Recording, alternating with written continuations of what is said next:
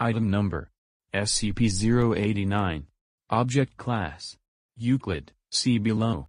Special Containment Procedures: SCP-089 is stored in a special shipping container at Site-36 and monitored for locution events. Mobile Task Force Mu-89, consisting of personnel with advanced training in linguistics, psychology and tactical diplomacy, has been established in order to respond to such locution events. Upon the occurrence of a locution event, Mobile Task Force Mu-89 is to translate and interpret the locution so as to identify the primary subjects of that triggering, herein designated as SCP-089A and SCP-089B, then execute Protocol M8, which consists of the following steps. 1. Transport SCP-089 to SCP-089A's location and explain Protocol M8 to SCP-089B, and 2.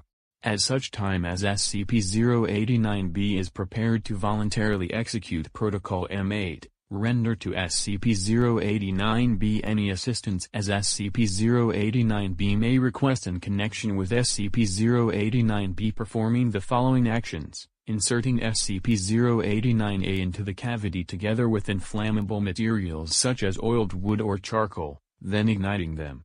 The successful execution of Protocol M8 requires the voluntary compliance of SCP-089B in a sober and uncoerced state. Likewise, SCP-089A must be conscious and alert during the execution of the protocol.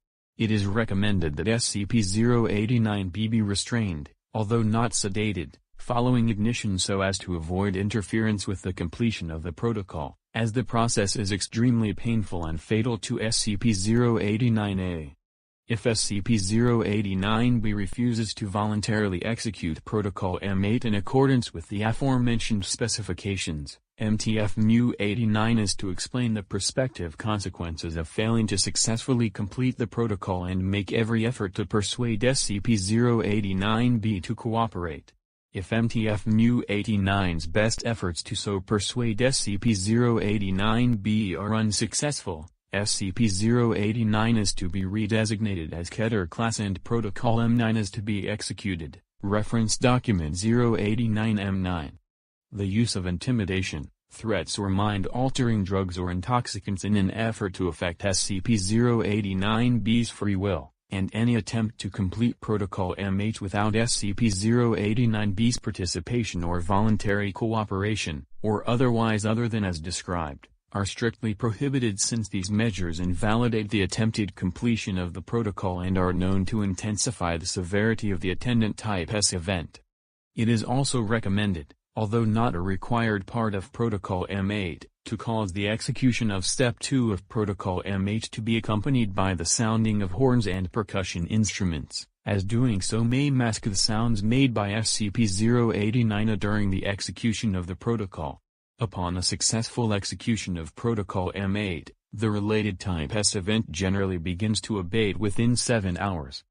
Description: SCP-089 is a glazed earthenware statue, approximately 3 meters in height, depicting a winged, bull-headed humanoid with an open mouth. The front of the statue's torso is hinged and can be opened from the top to reveal a cavity, approximately 0.6 cubic meters in volume, and can be locked from the outside. The rear of the statue bears an inscription in a Canaanite language, possibly Punic. Dr. translated an excerpt of the text as, Nightmare of Moloch. Moloch the Loveless. Mental Moloch.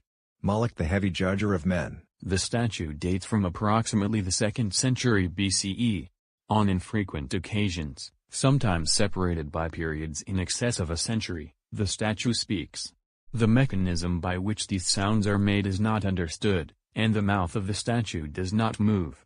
The statue's locutions are in a Canaanite language, probably the same language as the inscription, and consist of the name, or a description, of SCP-089A, a demand for Protocol M8 to be accomplished, together with instructions for doing so, and a description of the attendant Type S event, in figurative language. Each locution event is followed, within a period of 3 to 11 days, by the commencement of a Type S event meeting the description given in the locution event, unless Protocol M8 has already been completed. Each Type S event is an epidemic, natural disaster, mass hysteria involving genocide or other massacres, or other event involving extensive damage to property and loss of human lives over a period of time that continues until Protocol M8 is successfully completed. In the case of each documented locution event, the attendant Type S event, while significant, is limited to a geographic area that does not directly affect SCP-089-B. This has, in some documented cases, resulted in the pendency of a Type S event for an extended duration of time due to SCP-089-B's unawareness of SCP-089 or of Protocol M8, or to SCP-089-B's unwillingness to undertake Protocol M8 in order to arrest the Type S event. For each locution event, SCP-089-A is a healthy, unblemished human infant or child between 8 months and 6 years of age, and SCP-089-B is that child's natural mother. In all documented cases, at the time of the locution event, SCP-089-A and B are each alive and healthy, and experience a strong bond of trust and affection with each other. Following SCP-089-B's placement of SCP-089-A in the cavity and the ignition of the inflammable materials, SCP-089-A will burn and be destroyed over a period of 2 to 5 hours. Addendum 1. Memo to file from Dr. Garcia.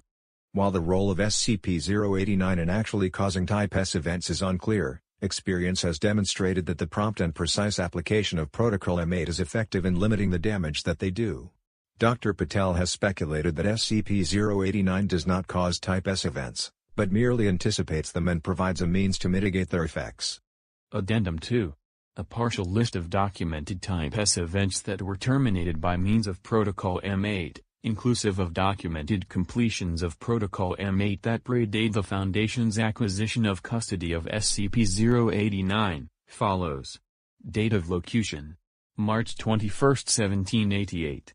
Description of Type S event and locution event: The flames shall consume their houses, yea, and their markets, and their temples, and all of their dwelling places, they shall be destroyed. Type S event: Fire in City of. Outcome: Protocol M8 completed on day 29 after locution event.